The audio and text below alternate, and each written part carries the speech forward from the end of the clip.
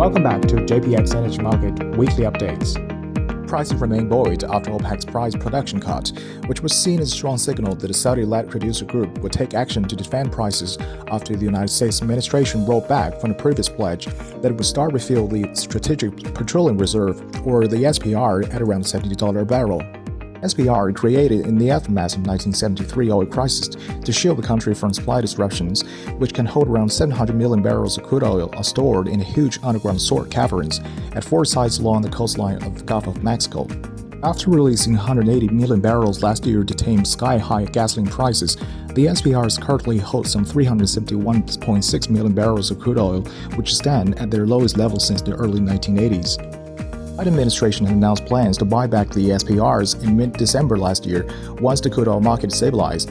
Media reports at the time indicate that the U.S. Department of Energy was planning to rebuild its crude oil reserves once the WTI crude oil prices were at or below $67 to $72 a barrel delivery.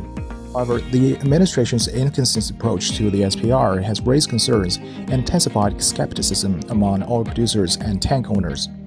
So is it time to refill the SPR? As we know, oil stock can be released from the SPR either via competitive sales or exchanges. The SPR sale is that the barrels can be repurchased at the price lower than the price of the sale. Worth noting that the Department of Energy recently finalized a first-of-its-kind rulemaking that allows the department to enter into purchase contracts for future delivery at a fixed price.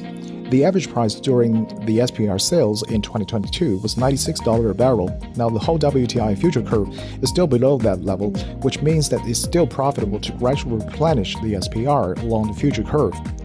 The department insists on making purchase for around $70 a barrel. We will not see a rebuild until 2024. However, due to a low price elasticity of oil demand, the strategy that attempts to influence the price by releasing inventories is highly questionable and risky. The inventory replenishment at a later time implies carrying a short position in the forward market. Historically, carrying short position in the backwardated market would have generated large losses as lower forward prices tend to roll up towards higher spot price. In fact, it can even lead to a perverse effect of higher forward prices. As a result, an alternative market-based approach to the problem has been proposed. The spot price can be thought of as sum of two components. One component represents the long-term price, which is driven by the combination of marginal cost of production and the net hedging pressure from the derivatives market. The second component is a time spread between spot price with immediate delivery and the long-term price. If the time spread exceeds the cost of storage, then the storage operator buys the physical barrel of oil and sells futures to lock in risks profits. Conversely, the operator empties the storage by selling barrels in the physical market. This practice has resulted in a highly negative correlation between time spreads and inventories. Similarly, the SPR replenished when a deep contango structure appears.